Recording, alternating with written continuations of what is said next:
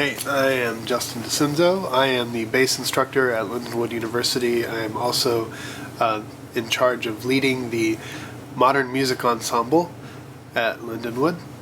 I also am self-employed, and I work for a variety of film and TV composers still in Los Angeles, where I specialize in their digital audio workstation setups. And I'd like to talk about jazz and how jazz got me in the door of that massive industry. Originally, like a lot of people, I went to Los Angeles to be in a band. I was out there with a friend's band touring. We were opening up for acts. We played South by Southwest. We did all those things, and I just found it very unfulfilling. And I started doing jazz casual gigs in Los Angeles, where I met a lot of great musicians.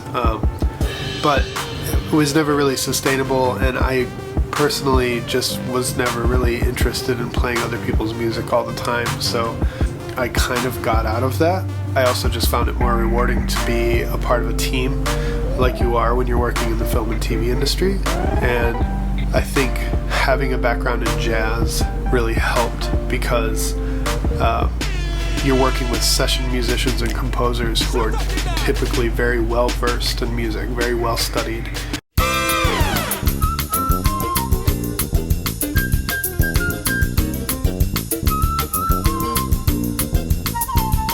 I'd say the biggest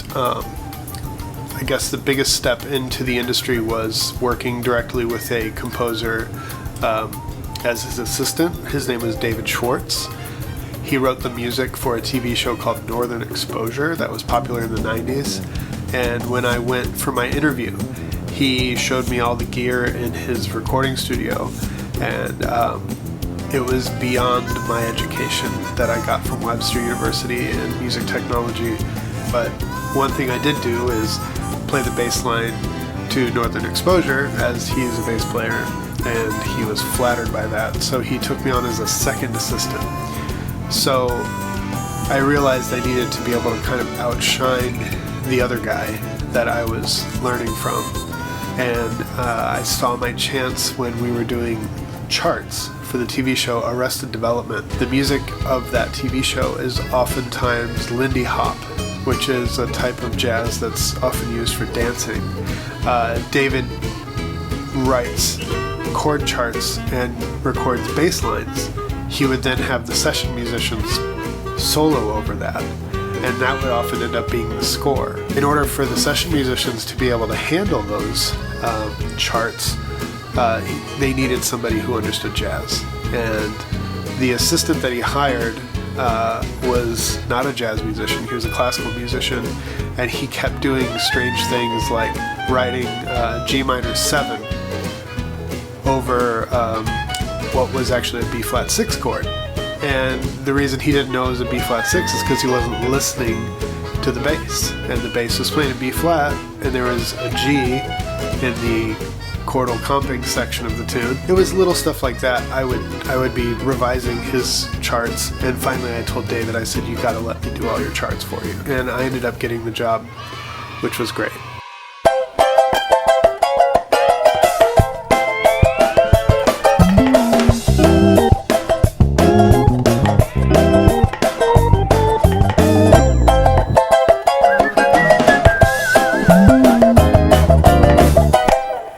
So being a film composer's assistant is not just making charts for TV shows.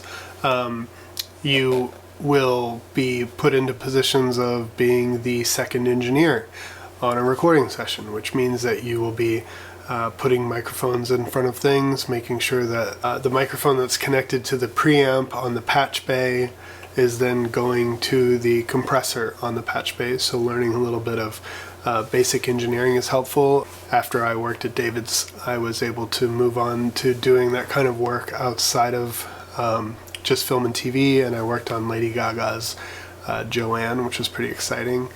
So after working on Arrested Development with David, we had some downtime, and we used that downtime to create library music, which I'd like to talk about next.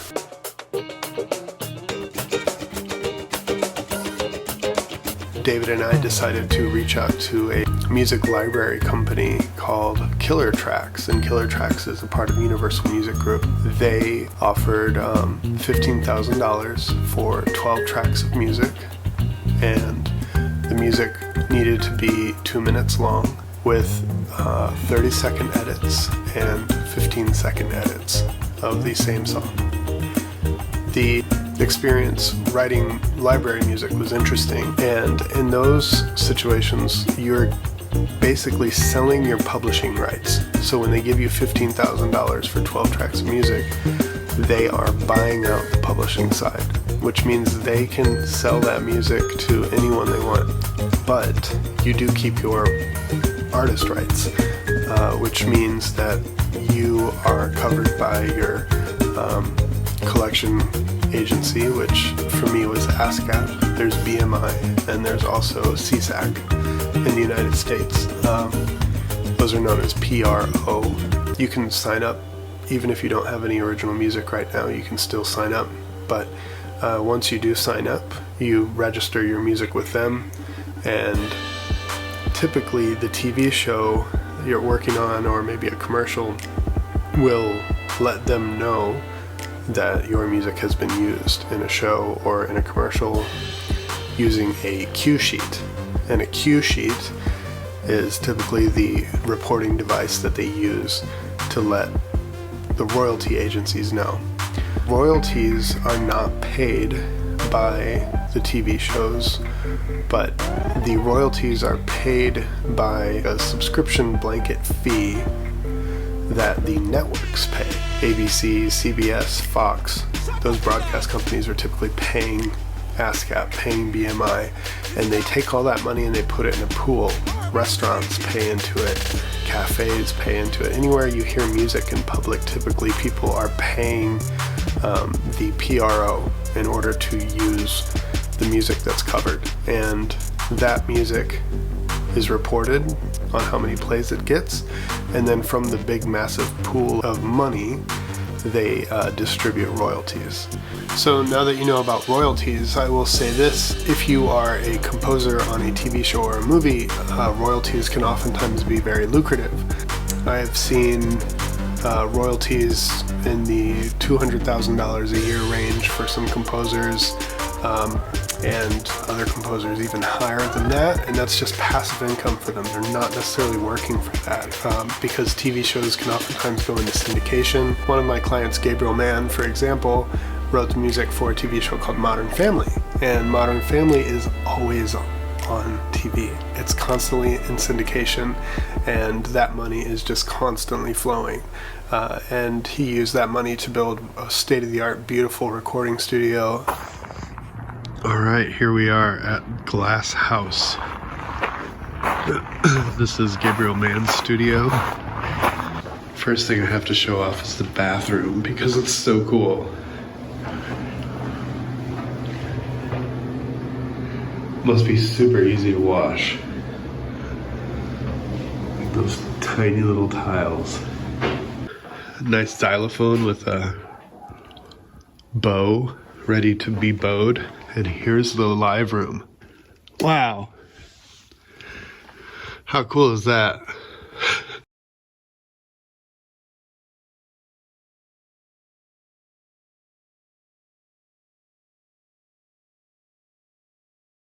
This looks like a Yamaha, maybe a C7, I'm not sure.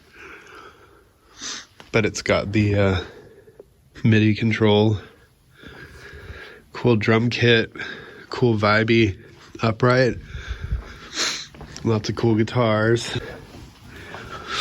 Go in here, and bam, there's the composer's room. Oh, it's so cool.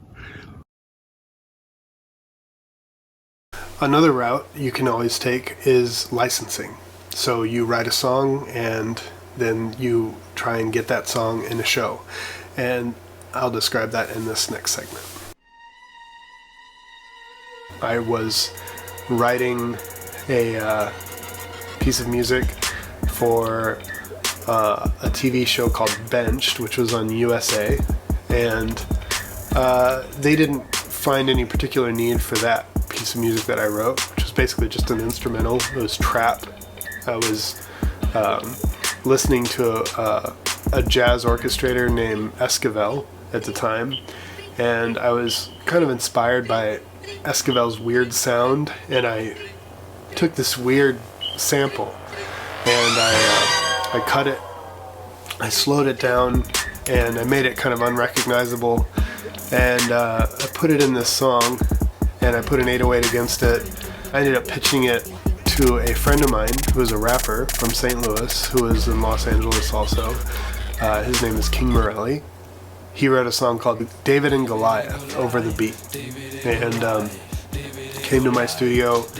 I set up a microphone. I lived in an apartment. My studio was the apartment, and he recorded it, and we sent the music to a friend of ours who is an editor on the TV show Empire, and he found a place for it in a scene that the theme, David and Goliath, fit the situation that was happening at hand. And it was actually a party scene, and in the background of the party was this song David and Goliath playing. So it was kind of foreshadowing the situation. So we did not write that song for the show Empire, but we wrote that song for the fun of writing a piece of music, and gave it to somebody who, potentially could see its value in a scene like that. We got to license that music to Fox. So the music supervisor on that show sent us an agreement that they could use the music in perpetuity in their show for a fee. Part of that agreement was that we would retain our artist and publisher rights. So we were the publishers in that. So we continue to see royalties from that to this day.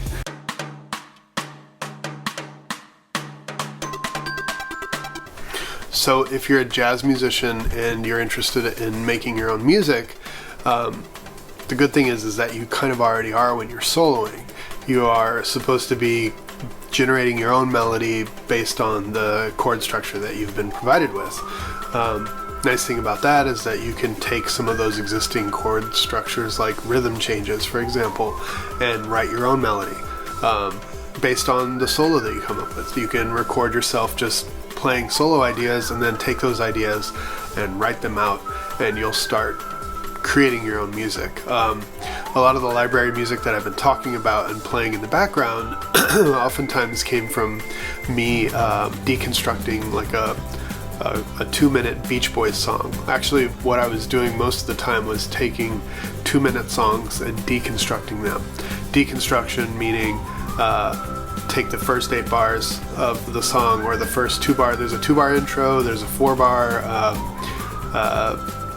we'll call like a verse, and then maybe an 8-bar pre-chorus, and then a 16-bar chorus, for example. Those would be anything like your A section, B section, C section in a jazz tune. So being a jazz musician really kind of gives you the tools to write music, because you're improvising all the time. You're thinking about your chord structures, you're thinking about your tritone substitution options, you're thinking about your modal options. And the cool thing about film music is that you can do anything that you possibly want. So if you want to change your mode every single measure, every 4 measures, every 8 measures, you can do that, as long as it's capturing the intention of the scene that you're working on. I still write music with King Morelli. During the quarantine, we wrote a song called Quarantine Bay. I just woke up to another quarantine day. Thank God for another, then proceed to meditate. Talk to a few people, then get back to the day. Ain't no love online, it's just a quarantine bay. And I also have a duo project with my best friend called Electro Dinosaur, and it's more comedy-based music.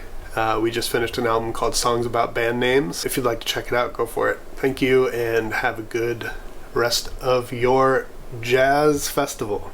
Thanks.